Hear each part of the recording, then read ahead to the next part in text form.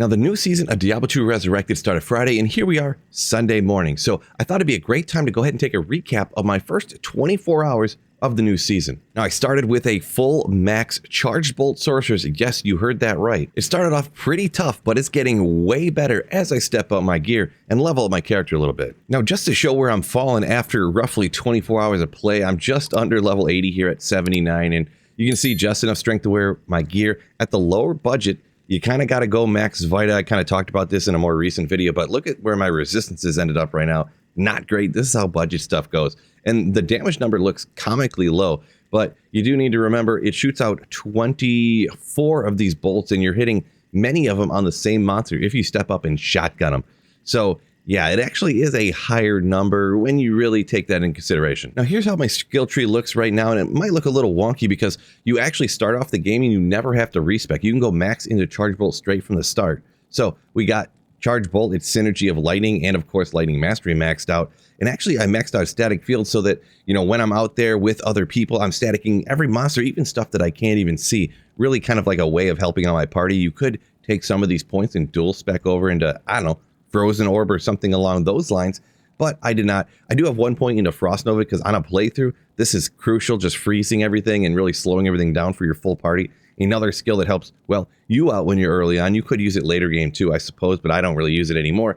But it's just mega helpful on the playthrough. Eventually, I'll respec when I want to. Eventually, when I get higher level, higher gear, and I'm going to respec to Energy Shield, Charged Bolt, Sorceress. So you got the Telekinesis and Energy Shield will be maxed out. This is when we'll get up to like 90s. And actually, any remaining points I put over here into Warmth, even though, spoiler alert for what the gear is coming later, I do have an insight, but still I am just chugging mana potions because the mana cannot regenerate faster. So I put more over into Warmth just to get it to go a little bit faster along with the meditation aura from the insight. The most interesting part here, obviously the gear, I'm going to fly through the stuff that's the most basic because some of these are at very like low level or just like not great spots on the gear. I definitely need to upgrade, but gloves, the best rare gloves I could find. We got some lightning res on those. We got this FCR ring with some fire res, actually pretty cool to get. Over here, we got another FCR ring. I don't know if I found this or if I got this from one of the quests that give you a rare ring or whatever, but FCR with lightning res, another pretty cool one there. Over on the boots, the best rare boots that I could find. I actually think that somebody found a better pair that was in my party, and they asked if anybody wanted these, and I was like, heck yeah, give me that fire res to make up for that particular spot. Now on the belt, I went ahead and made a caster belt. Obviously, we got 8 FCR in this. Pretty nice, getting 40 to life on a caster belt as well. It always comes with the mana and between 5 and 10 mana regen. Little poison res on there can help you out a lot too. Now up at the amulet, this is actually one that was given to me, but you know, it wasn't just straight up charity because in our games when we were actually out running as a like full party, we were kind of like sharing drops. What I did is I found a royal shield that had a bunch of all res on it with 4 open sockets, gave it to the paladin. Somebody gave me this. I gave some people some runes. So we're kind of like gear sharing, gear swapping, essentially trading, but not literally, you know, just kind of helping each other out. Somebody had found this one. They weren't a lightning sorceress. I believe they were a cold sorceress, and they might have been just using this for the FCR at the time, and they had gotten something better. So that's how I ended up getting my grimy little fingers on this one. The armor, I'm still down here rocking a stealth. Pretty obvious one right here. I would like to get a Viper Magi at some point and keep stepping this up, but this is where we're at. And this is going to be great to use pretty much until you get the Viper Magi. Up here on the helmet is actually my go-to on the first day of ladder. I've had it to where I'm trying to get 3 perfect topazes, and it's taken me like several days to actually find enough flawless topazes to cube up. And I started to think about it. Well, it's actually only like a 12 MF difference between 3 flawless and 3 perfect. And it could be several days, but I would much rather have 60 magic find for several extra days super early on than worry about having 12 more magic find going from 60 to 72 later on. So I'd rather get that magic find early to hopefully find some good uniques early on. Unfortunately, it hasn't paid off quite yet. I haven't really found any good uniques or set items and stuff like that, but it will because I have it earlier than if I had waited to try to get 3 perfect topazes. I still wouldn't be able to have them yet. So now we'll take a look at some of the big dogs here and where exactly and how did I get them. Right here, I have a crescent moon, and I actually found all this stuff myself, just out solo, players 1 in the game. So what I ended up doing to get the rune, I was completely shocked. I wasn't sure, I can never quite remember how high of rune you can get from different Hellforges. So I went out and did my Nightmare Hellforge, and chat told me you can get up to an All right, let's go take a look and see. And bam, that's exactly what I got from my Nightmare Hellforge. So that was a pretty hype one right there. After I got that, I already had the Shale and Tear, I believe.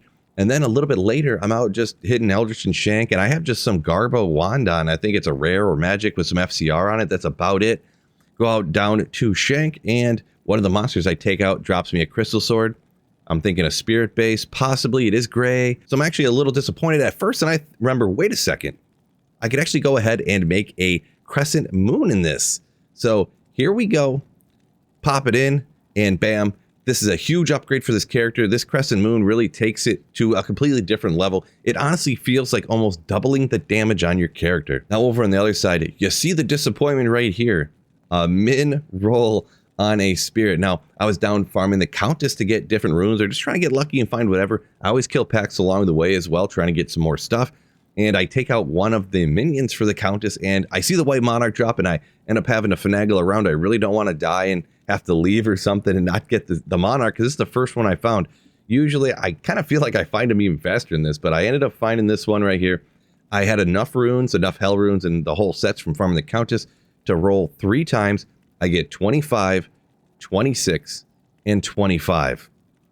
Real rough luck. Now, I've had some really good luck in the past, so I guess it's not going to happen forever. But that's how I ended up getting my Spirit Monarch over here. As for the charms down here, it's just the best I can find. Some all-life stuff. We've got a couple of... one to Magifine. Ooh, yeah. Down here, we got a 5 MF I found the other day. A little Fire Res. I could probably toss that out, but we'll wait till we find something better, I suppose. And I got nothing on swap yet. Now, my Mercenary, I have a lot of budget rune words on over here. We go with the cold one for safety here. Our Insight, boy, this was such a struggle. My very first Insight base, I had to farm for like 2.5 hours, and I wasn't even only looking for pole arms. I was trying to get even a 4-socketed bow, just anything to get an Insight. Well, I ended up finding actually a 4-socketed bow and a 4-socketed pole arm, of course, on the exact same run after over 2.5 hours. Just some of that Diablo 2 RNG. I ended up getting a better base here, so actually I got a meditation roll on this particular one, even though the minimum damage here is higher than the maximum damage on the other one, so I decided to go with it. Up on the rune word up here, we've got a Bulwark Shale Io Soul. This is how we're getting our life leech on our character. It does have damage reduction too. And then we got a smoke down here on the armor, capping out the resistance. I could go ahead and make a treachery. I actually did find a Lem rune, so I could go ahead and throw that together. I'm tempted to do it soon, but I haven't found a good 3-socketed armor. I don't know if it really matters that much. I'm about to just throw it in any armor, throw it over here, and call it a day. So with what I got after 24 hours, what can this thing actually do? Let's go take a look. Now, sometimes I will take out packs along the way, even if it's not in an 85 area. Maybe it's not necessarily a terror zone. These guys can all drop stuff that could be good for you. There's a rare circlet. You never know what that could be. Go ahead and blast that guy. And you see, that's kind of how you get the most damage. Telestomp, shotgun. Survivability is not great, but you can definitely kill tons of stuff. Oh, 2 to lightning skills for the sorceress. Don't know if I'm going to use that over the Topaz Helm, but I mean, this is kind of, imagine if you got FCR on that too. It'd be bananas. Yeah, and here's another example. I'm on my way down to the Countess, and I'm shotgunning down these packs on the way as well, hoping to get lucky, maybe find something like a Skiller right now. No such luck. And of course, we've got ghost packs on the way, known for dropping high runes. I actually found a Sur rune on the very first day, like in the first 12 hours of ladder one time from these ghost packs. And quite often, I actually get something good off of these racks over here as well. Not this time, as you see, but you definitely can. I've gotten Monarchs, actually 2 Monarchs within like 3 runs one time off of that rack. So a bunch of crazy luck. I do run the Countess quite often though. And here's what I take out quite often. Oh, Mercenary getting just destroyed. Holy moly. Just destroyed. So you got to watch out for that. It can be dangerous with this low level of survivability.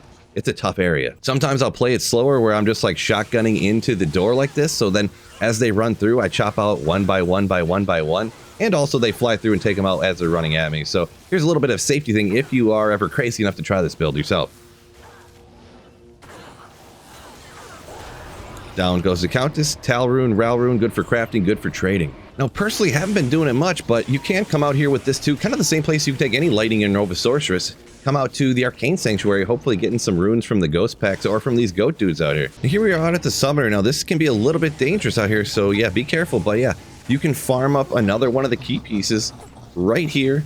Hopefully getting one. No, Summoner always drops garbage, apparently, unless you get a key. But farming out at the Arcane Sanctuary, another place. And then you kind of can't go wrong with Eldritch and Shank out here as well. It's usually pretty easy. It's right next to the waypoint. You know how to get there. So another good spot. Hopefully getting something good. Not this time. And I've been hitting Thresh Shocket as well. Can drop a ton of great things like Griffins, like D-Web, and obviously some other stuff too. Not this time, but there's a legendary mallet.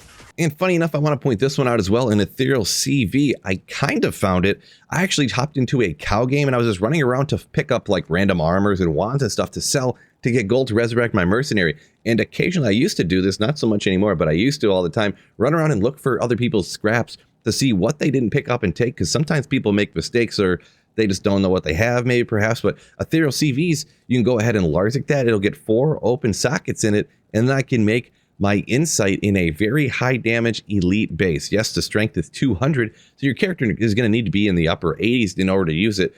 But still, these do have actual value, even with no sockets in it, because like I said, you go ahead and Larzik it. So that's about how far along my gear, my character progression got after about 12 hours of gameplay and about 24-hour total in real life time. Let me know what your best drops have been of the season so far. Don't forget to hit the like button and subscribe up before you go. Peace out and keep slaying.